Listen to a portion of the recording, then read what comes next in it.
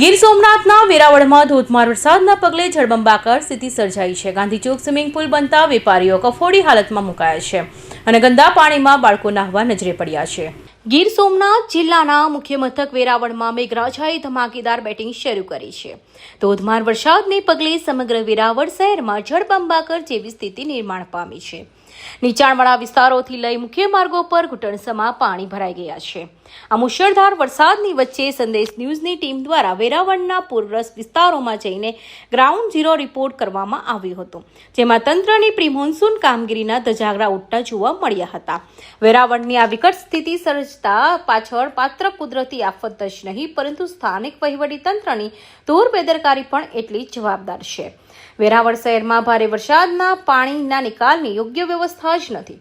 પરિણામે વરસાદી પાણી ગટરોમાં બેંક મારતા રોડ પર ગટરના ગંદા પાણી ફરી વળ્યા હતા। આ જોખમી અને ગંદા પાણીમાં નાના માસૂમ બાળકો નાહતા નજરે પડ્યા હતા, જે રોગચાળાને સીધું આમંત્રણ આપી રહ્યા છે। આ દ્રશ્યો સ્થાનિક વહીવટીતંત્રની પોલ ઉઘાડી પાડી દીધી છે। જેવો વરસાદ 2 દિવસમાં પડેલો છે, એટલે પાણી નિકાસ માટેની જે નગરપાલિકાની વ્યવસ્થા છે એના કરતાં અનેક ગણું પાણી વરસી ગયેલું હોવાના કારણે ઘણા બધા વિસ્તારોમાં પાણી ભરાયેલું હતું।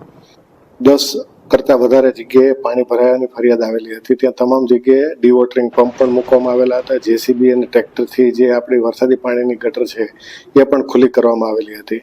નગરપાલિકા કચેરી પાસે જે પાણી આવે છે એ ખૂબ જ મોટા વિસ્તારમાંથી બધા જ પાણીનો નિકાલ ત્યાંથી થાય છે। ત્યાં 2 ડીવોટરિંગ પંપ અને ડ્રેનેજ માટેના 2 પંપ ચાલુ હતા। એના હિસાબે પાણીનો નિકાલ થઈ શકતો હતો, પરંતુ રાત્રે સ્ટ્રીપિંગ થવાના કારણે પમ્પિંગની જે 2 મોટર હતી એ બંધ થઈ ગઈ હતી। ડીવોટરિંગ પંપના આધારે તે પાણીનો નિકાલ ચાલુ હતો, એટલે આજે સાંજે 4 વાગ્યા સુધીમાં બધી જ જગ્યાએથી પાણી નીકળી જશે।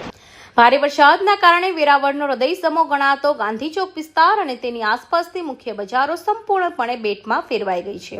કલાકોના વરસાદમાં જ આખો ગાંધીચોક વિસ્તાર જાણે કોઈ આર્ટિફિશિયલ સ્વિમિંગ પુલ હોય તેવી સ્થિતિમાં જોવા મળ્યો હતો।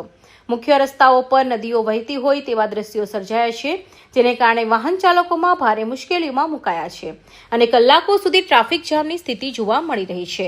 કૌશિક પટેલનો report, Hind TV news, Surat.